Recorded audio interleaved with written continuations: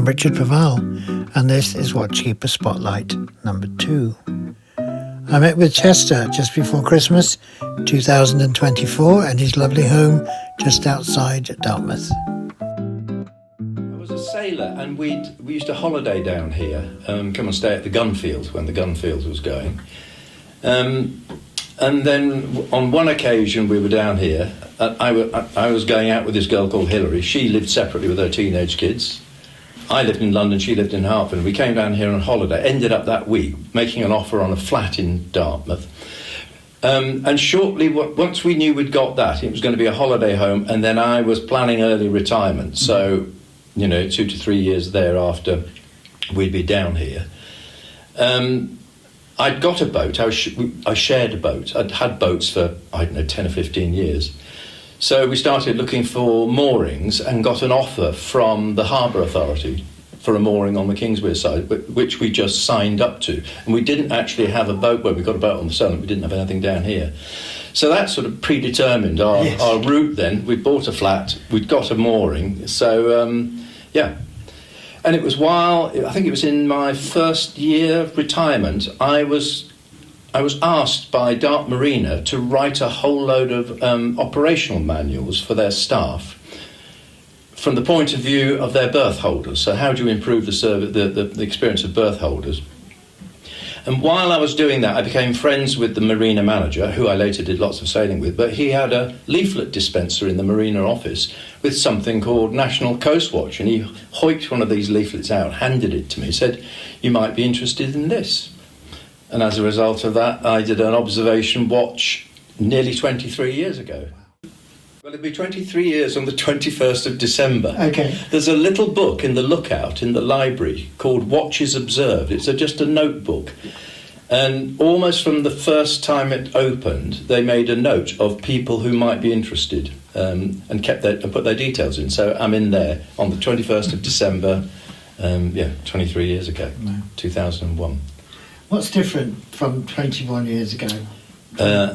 The technology, particularly. So we had no radar.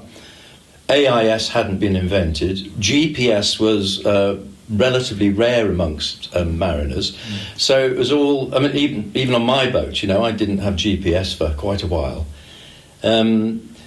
And that's what's really changed. I remember we got our first radar. I think it was an ex-Brixham lifeboat radar, which was not a lot of use, really. No AI until AIS came in, really. They weren't a lot of help. It's such an obvious thing for boats to have, really, and it makes life easier for the skipper of the boat, because anyone, particularly the Coast Guard, can see where they are. It makes life a damn sight easier for us, because we can get a name of a boat and find out some more details about it. So that's been the big breakthrough as far as I'm concerned. I didn't even have a proper chart plotter on my boat. I had something called a yeoman plotter, which combined GPS with paper charts, which I thought was great. And I still love paper charts. And of course our watchkeepers have to love paper charts, because that's what we use up at the lookout. But because the danger with all technology is it takes away some basic skills, and you become too reliant on the technology.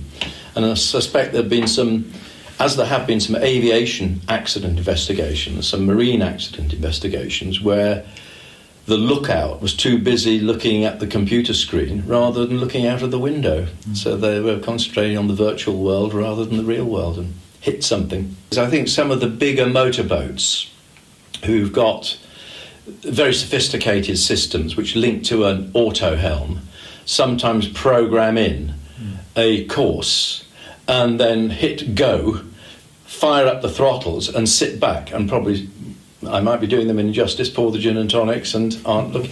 So sometimes you see incidents where clearly a boat is being driven on auto helm, and there may be a fishing boat or a sailing boat in the way, and you can tell that they're reacting too late. And there's a sudden sort of swerve. So I suspect, it's a danger. Other changes, I suppose, the centre seems to play more of a role. I think this command and control sort of aspect of the centre, I struggle with a bit, because in modern management it doesn't exist. In armed forces it does still, I'm sure. But in modern management, it's all about how do you facilitate the organisation, to organise the organisation to facilitate the work of the operatives. It seems to me sometimes it's the other way around in NCI. I think we're regarded by the Coast Guard authorities in particular with a lot more respect. I don't think we're seen as a threat to them any longer. I think we're seen as a partner, and I think that was validated by my experience of visiting Falmouth earlier in the year, where they couldn't have done more for us, and we felt that we were brothers rather than subordinates. In what sense do you think it felt like a threat rather than? Well, at the time, there were talks of a massive reorganisation of the Coast Guard. And there was a big sort of, I think I even read about it in sort of government papers and discussions in Parliament, what the exact role of the Coast Guard was. And it had moved from defending the country against smugglers through saving lives at sea. And I think there's a danger at the moment it's going to go back to defending the country against infiltrators of any type, the fact we've got two big cameras on the lookout. And particularly there was that reorganisation, 10 years ago, when our local Coast Guard station, Brixham, was going to close. And I think a lot of Coast Guard members of staff felt their jobs under the cosh. And it would have been quite legitimate for them to think about, OK, so the search and rescue helicopters, OK, they're a business, but they're a sort of, air ambulance is a charity, RNLI is a charity, Coast Watch is a charity. Maybe we're all going to just become charities and volunteers and not get paid. So I understand how they felt. I've always been interested in maps, charts, I pore over charts and maps. So I love the landscape and I love the way it's portrayed on paper. As a 13-year-old at grammar school, I become really good mates with a guy who was unusually a year younger than me, and his family, who were not wealthy at all. His father was a congregational preacher and a grammar school master, a different grammar school. But they had a hut on the shores of Ullswater. So I lived in Lancaster, just south of the Lake District. So from the age of 13 onwards, I would go up every school holiday. The father would take us, once we got to the age of about 14, 15, he would leave us up there with a box of food, a cylinder of gas, and there were bunks for 6 people and 1 gas fire and gas lights in this hut right on the shores of the lake, 2 canoes and latterly a sailing dinghy, and it was Swallows and Amazons. And then his older brothers started coming along, so we got dragged out to the pub. And I went up there 3-4 times a year, I think, until the late 60s, when the farm changed hands. The National Trust then insisted that the hut be taken down. And twice a year I still go up north with my old mate that I was friends with all those years ago and walk for a week. As we say, not quite as high, not quite as far, and not quite as fast. And I always carry a camera, so because my other real interest is photography, but it's landscape photography. I hate taking photographs of people. So I've been taking photographs, since I was a teenager, and always carry a camera when I'm walking. I've always been interested in planes, ever since my second job, which was a mile north of Heathrow Airport. So I can remember actually escaping from the office and going down to watch Concorde's first commercial flight out of Heathrow. I was invited onto their first 747 simulator because the guy who worked for me, his next door neighbour was the engineer on it. So I've always been interested in aviation. So when Microsoft Flight Simulator came out, so I got into that. And then once I retired, Hillary bought me a trial flight as a birthday present up at Dunkerswell. And I loved it so much that 9 months later I got the licence. And so flew up there for a couple of years, microlights, and then was invited to buy a share of a plane at Holwell, just outside Dartmouth, and flew there for another 6 or 7 years. And then there were a couple of incidents which I think affected my whole approach to aviation, and I was reaching 70 and I thought, maybe it's time to stop. Stop. Quick while you're ahead.